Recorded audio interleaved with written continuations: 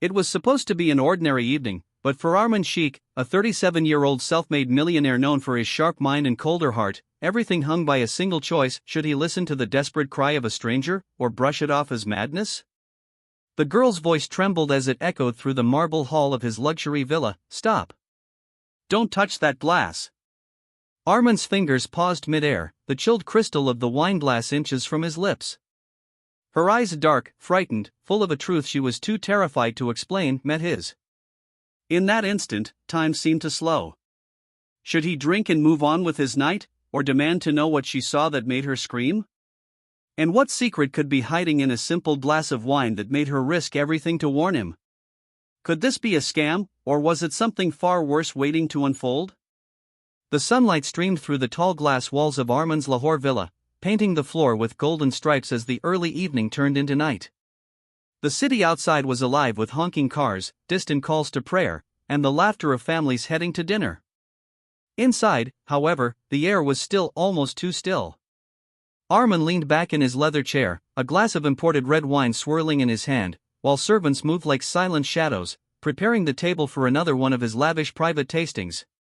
His life was rich, polished, but hollow, a world of numbers, deals, and faces that smiled only when the money flowed.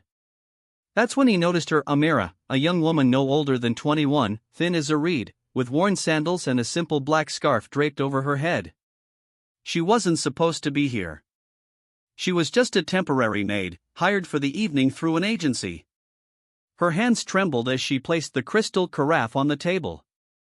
Her eyes darted to the wine glass, then to him, then away, as if she carried a burden too heavy to speak of. The other servants whispered about her. "She's from the slums of Karanji," one said. "No family, no money. Just working to survive." Armand barely cared until he caught her staring at the glass again. Not with hunger. With fear. He raised an eyebrow. "Is there something wrong with the service?" His voice was calm, but cold enough to make most people flinch. She hesitated, lips quivering.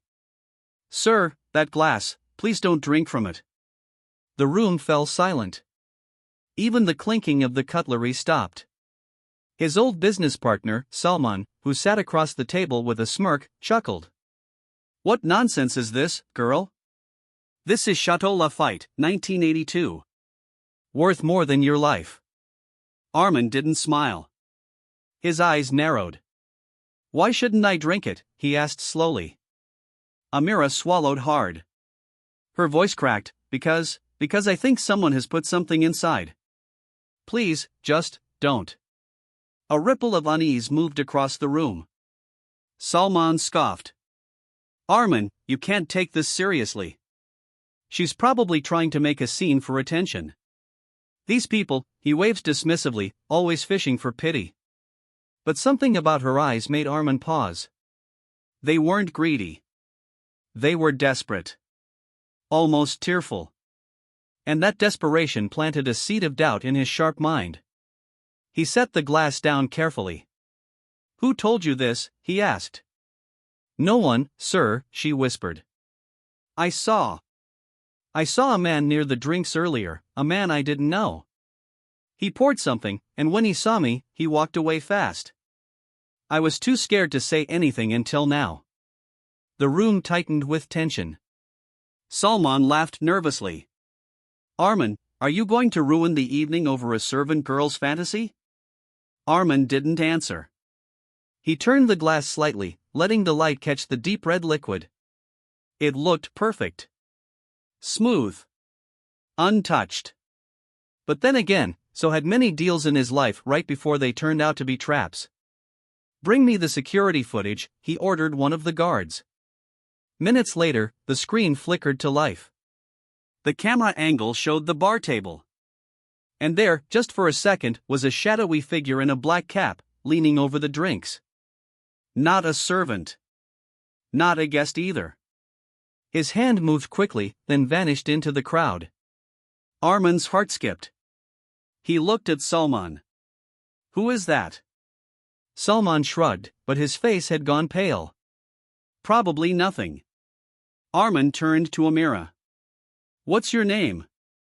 "Amira, sir." You did the right thing, Amira. His voice softened just a little. But the night was far from over. Suddenly, the lights flickered. A loud crack echoed through the hall. The power went out for 3 seconds, and when it came back, the wine glass was gone. The table was empty. Everyone stared. Who took it? Armin demanded. No one spoke. Amira stepped back, hands to her mouth. Sir, it's gone. The doors to the balcony banged open as the wind howled in. Somewhere in the darkness, a faint clinking of glass was heard, farther away now. Armin's instincts screamed, this wasn't about wine anymore. Someone had planned something. And that poor black-clad girl might have just saved his life or put herself in grave danger. He stood abruptly. Lock the house, he ordered the guards. No one leaves until I find out who brought that glass here. Amira's eyes widened with fear. Salman shifted uncomfortably in his seat. Outside, the city lights glimmered like distant stars, but inside the villa, a storm was about to begin. The storm outside thickened, clouds rolling in over Lahore like a dark blanket, as Armin Sheikh tightened his grip on the edge of the long dining table.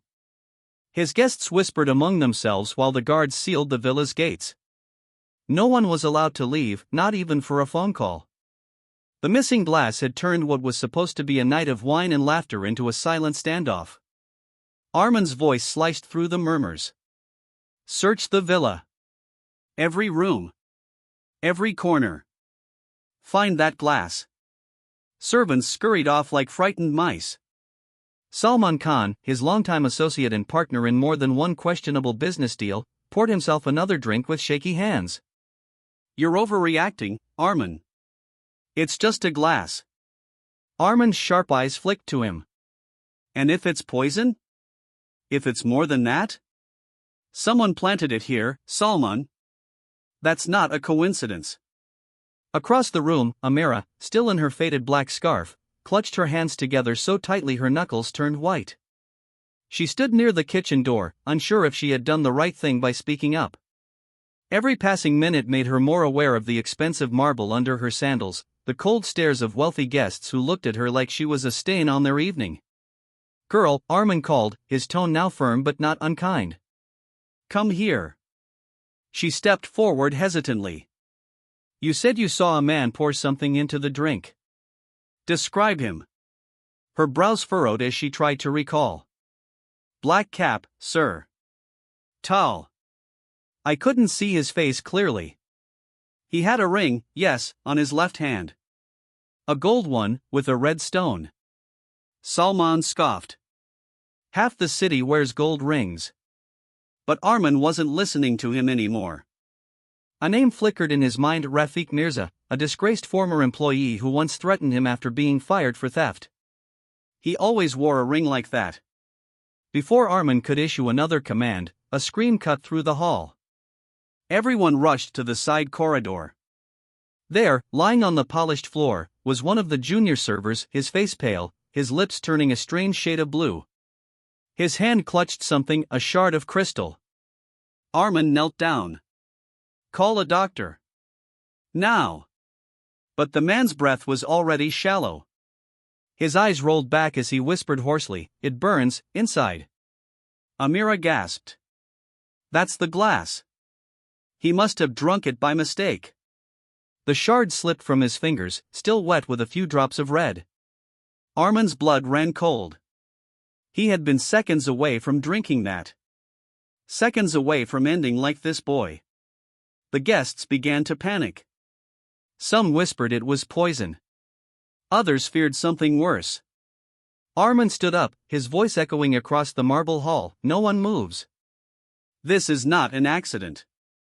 Someone tried to kill me tonight. Salman stepped closer, his face tense. Armin, think about this, why would anyone want you dead? You have enemies, yes, but this is madness. Armin's jaw tightened. Not madness. Revenge.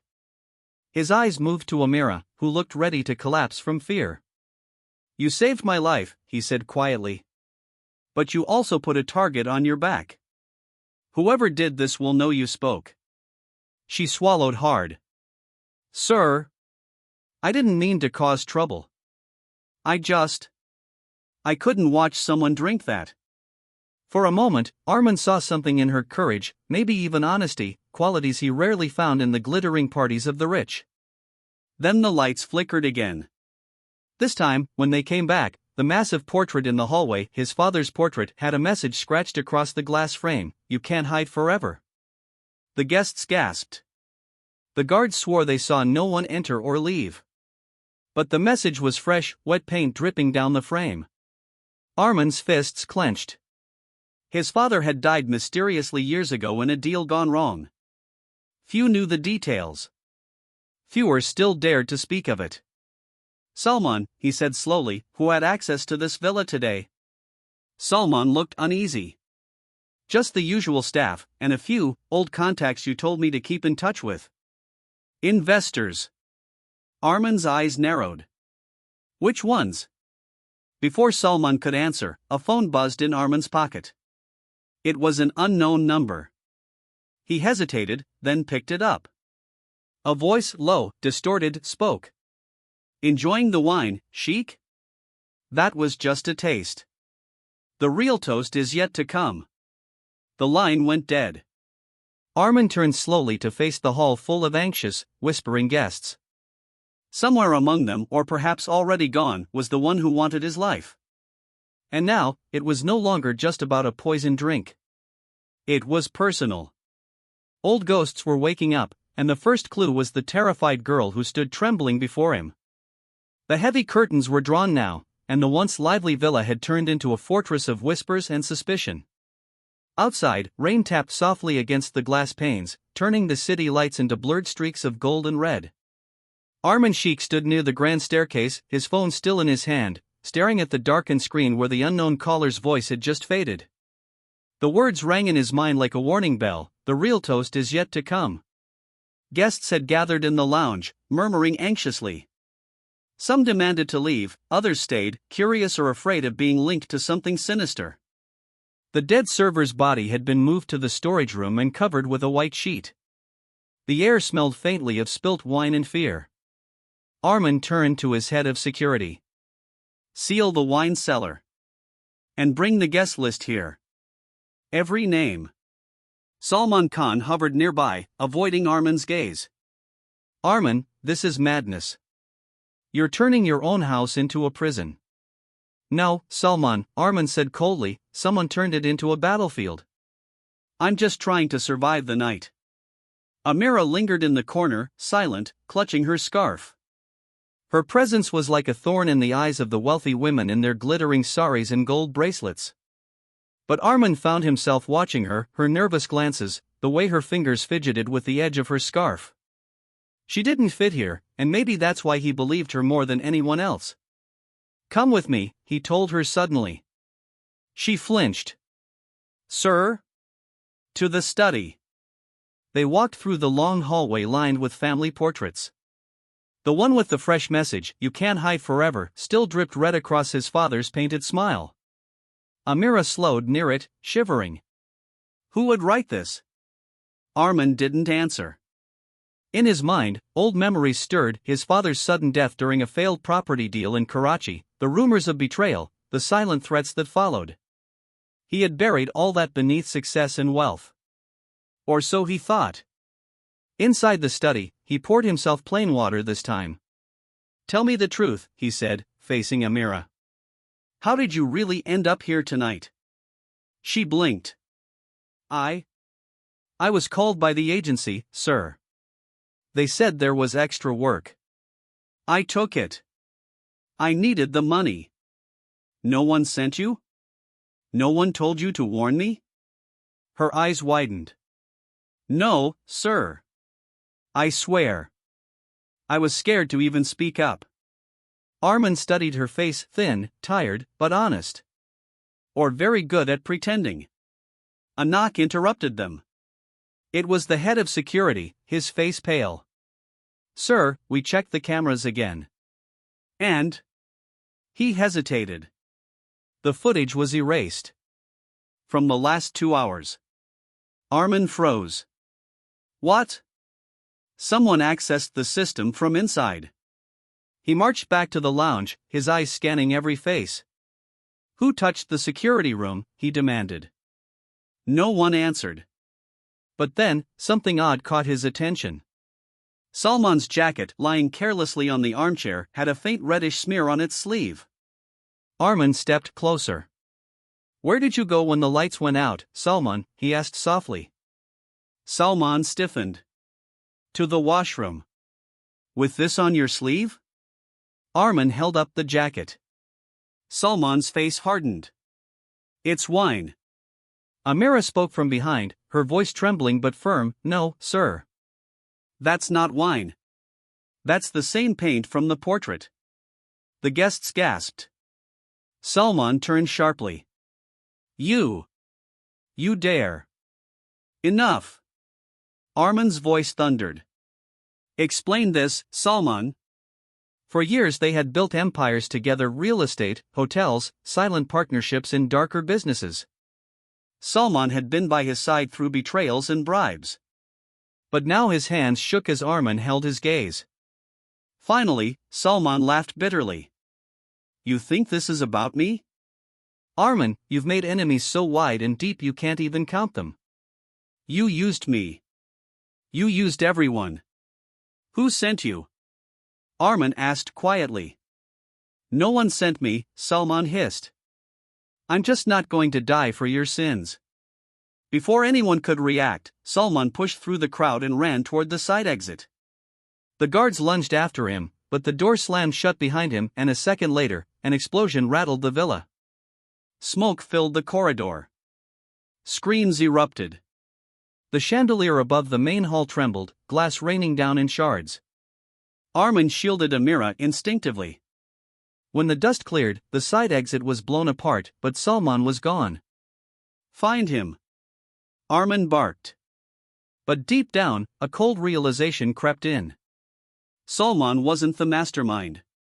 He was just the first crack in the wall. Amira tugged his sleeve gently. Sir, you need to leave this house. He turned to her, voice low. And go where? She hesitated.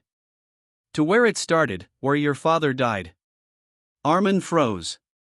How do you know about that? She bit her lip.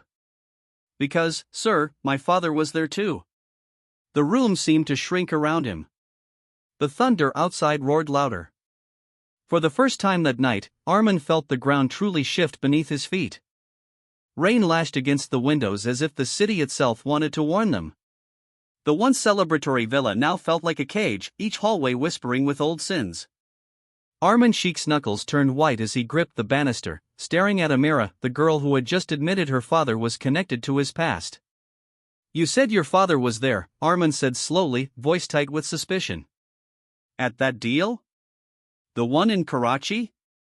Amira nodded, her dark eyes glistening with memories she wished she could forget. He was one of the workers, sir. He was there the night your father died.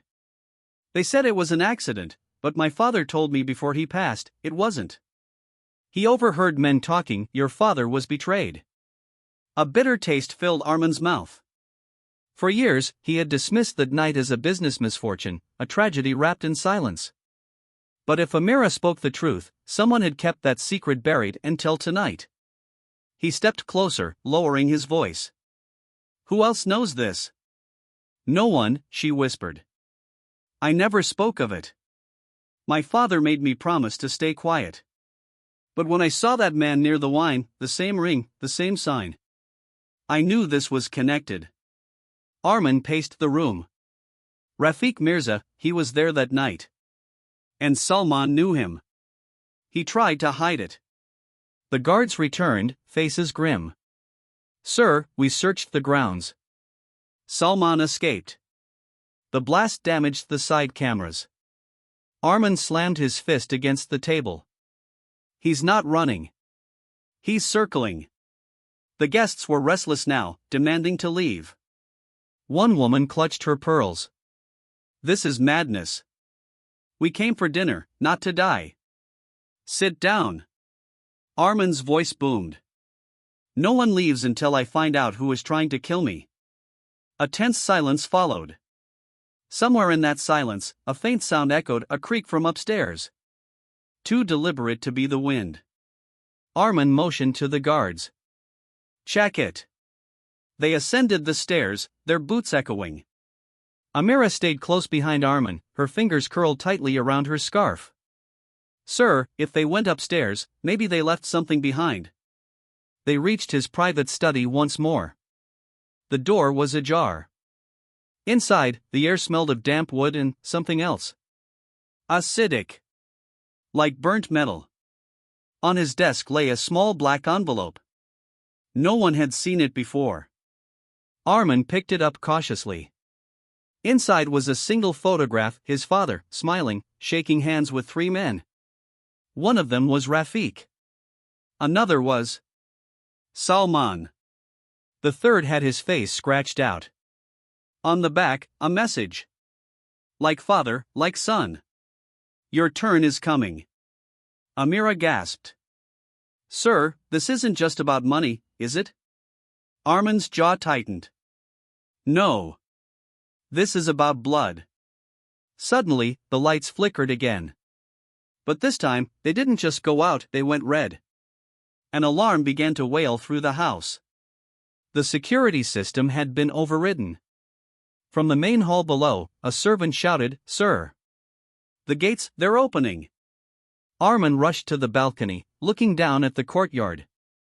Through the sheets of rain, a black van rolled in, its headlights off, moving like a predator in the dark. Amira clutched his arm. "They're coming inside." "Who?" Armin demanded. Before she could answer, a loud voice boomed from the van speaker. "Armand Sheikh. Come out and pay your debt." The guests panicked, screaming, scattering like birds in a storm. The guards tried to rally, but the van doors opened, and masked figures in dark coats stepped out, 5, 6, maybe more. Armin's mind raced. This wasn't a warning anymore. This was a siege. "Amira," he said sharply, "how deep are you in this?" She met his gaze with trembling resolve. "Deep enough to want you alive. Deep enough to know if you die tonight, I'll never be free." The front doors shook as something slammed against them. Armin took a deep breath. "Then stay close. Whatever this is, it started with our fathers. But it ends with us." The doors cracked. The first masked man stepped inside, holding not a gun, but a small glass vial glowing faintly in the dim light. And suddenly, Armin understood, the glass was never meant to kill him alone. It was meant to start something much bigger. Rain hammered the courtyard as the masked men forced their way inside, boots splashing on marble, their faces hidden but their intent clear. The once luxurious villa now echoed with shouting, breaking glass, and the rising panic of the rich who had never faced true danger in their gilded lives. Armin Sheikh grabbed Amira's arm and pulled her behind a heavy column as the first intruder hurled the glowing vial to the ground. It shattered. A sharp hiss filled the hall as a thin mist spread across the floor. Guests began coughing, clutching their throats. The mist wasn't just gas, it burned like invisible fire. 2 guards collapsed within seconds, their skin reddening where the vapor touched them. "Poison," Amira whispered, covering her mouth with her scarf. Her eyes were wide, terrified, but steady. "Sir, they're not here to negotiate." Armin clenched his jaw. "Then we don't give them the chance." He barked orders to the remaining guards, but the chaos was already spreading. Furniture toppled, crystal chandeliers swung wildly, and outside the van's engine still hummed like a patient predator waiting for the house to break from within. One of the masked men shouted, "Where is Sheikh? Bring him out, or the rest will suffer." Armin stepped forward, defiance in his eyes. "You want me? Here I am." A shot rang out, not a bullet, but a dart, embedding itself into the wall inches from his head. The leader stepped closer, lowering his hood. It wasn't Rafik. It was Khalid Mirza, Rafik's younger brother. "I told you years ago, Sheikh," Khalid said, voice cold as the rain, "your father left debts unpaid. You built your empire on his ashes and on ours." Armin frowned. "Your fight was with him, not me." Khalid sneered. You took everything we were promised. Tonight, you drink what he should have. Before Khalid could give the signal, a sudden crash came from upstairs. Amira had disappeared. Arman turned sharply. Amira! He ran up the staircase 2 steps at a time, the noise below fading into shouts and gunfire. In his study, the window was open, rain blowing in. And there, on his desk, lay a worn leather notebook, Amira's. He flipped it open.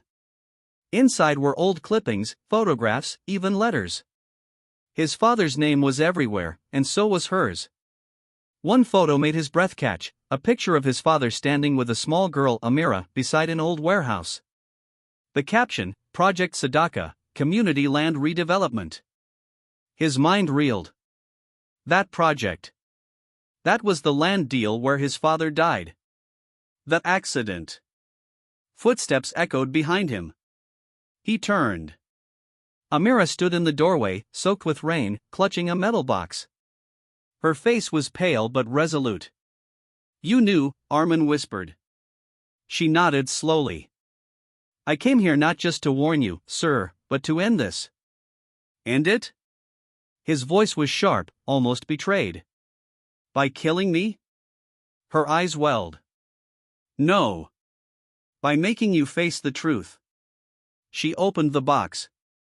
Inside were papers, deeds, and an old contract signed by his father and Khalid's family.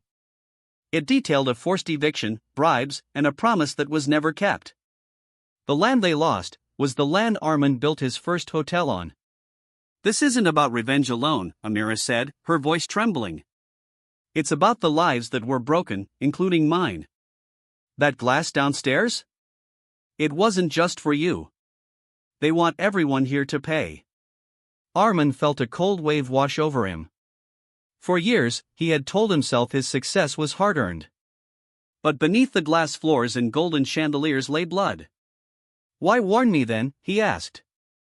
Because my father said, she whispered, if you ever found out the truth, you might still choose the right thing. A loud explosion rocked the house again, this time from the basement.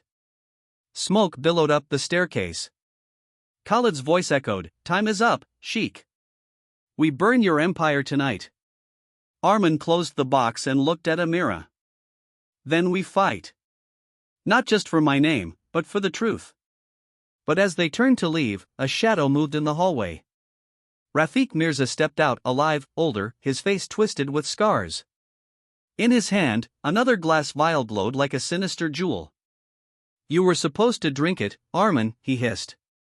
But now, maybe she will. He lunged forward, grabbing Amira by the arm. The hallway filled with the sound of rain, fire, and 1,000 old sins catching up all at once. The villa was now a war zone.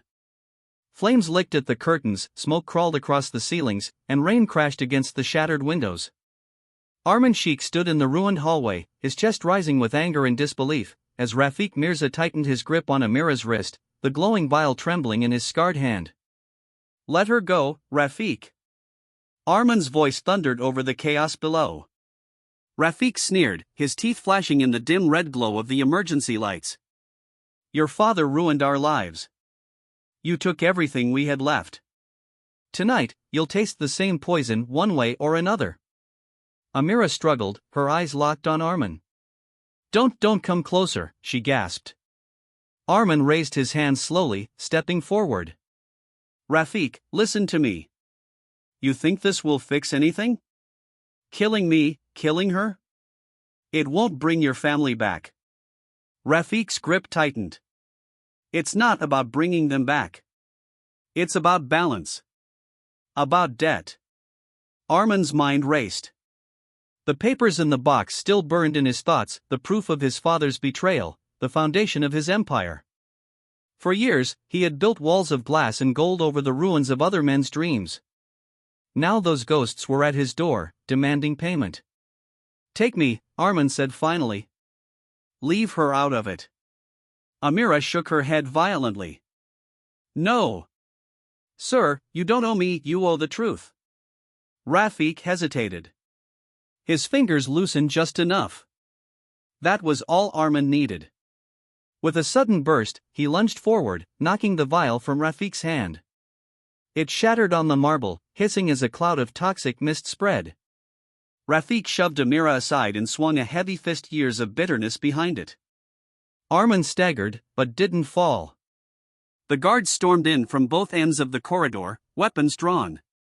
Shots rang out. Rafik ducked behind the column, a bullet grazing his arm. "Stop!" Amira screamed. "Stop the killing! This won't end if you all become murderers." Her voice cut through the chaos like a blade. Arman froze, panting, blood at the corner of his lip. He looked at her, this poor black-clad girl who had risked everything to warn him, who had brought truth wrapped in pain to his doorstep. And for the first time in years, he felt something heavier than wealth, guilt. He turned to the guards. "Stand down." Rafik, breathing hard, glared at him from across the hall. "Why now, Sheik? Why stop now?" Arman straightened. "Because I should have stopped years ago." He picked up the leather box from the floor and threw it at Rafik's feet. "Here's your truth. The contracts, the deeds. Take them. I'll pay what my father stole. I'll return every inch, every coin. But I won't let more blood spill tonight." Rafik's eyes flicked to the box, then to Amira, then back to Arman. His hand shook as he lowered the small blade he had drawn. "Words," Rafik spat. "We've heard your kind make promises before." "Then hold me to them," Arman said, his voice steady. "You wanted my life? Take my fortune instead. Start again. But leave these people out of your war." The mist was thinning now as the rain poured in through the broken windows, washing the poison from the floor. Slowly, the masked men began to back away, dragging their injured leader with them. Khalid appeared at the doorway, his face twisted with confusion and rage, but Rafik raised a hand. "Enough," he said hoarsely. "Tonight was the message. The rest comes after." They vanished into the storm, leaving the villa in ruins. The guests fled soon after, silent, pale, and ashamed of their earlier arrogance. The guards tried to restore order, but the night had already left its scars. Arman stood in the center of the wreckage, the rain dripping down his tailored suit. Amira approached him slowly, her eyes searching his. "You didn't have to do that," she said softly. "Yes, I did," he replied. "Because I've been living in a palace built on someone else's bones. You opened my eyes." She lowered her gaze. "I only did what my father asked." Arman handed her the box. "Then help me fix this. Not to save my name, but to save what's left of my soul." For the first time, her lips curved into the smallest, saddest smile. "That's a start." Outside, the first light of dawn broke through the clouds, painting the ruins in pale gold. The glass that had almost ended his life was gone, but the weight it carried would follow him for years. And as the city woke up, rumors already spreading, one truth remained. The richest man in the room had finally learned the cost of what he drank. Greed builds empires, but truth tears them down. It takes courage to face the sins that built your wealth, and greater courage to make them right before the next glass is raised.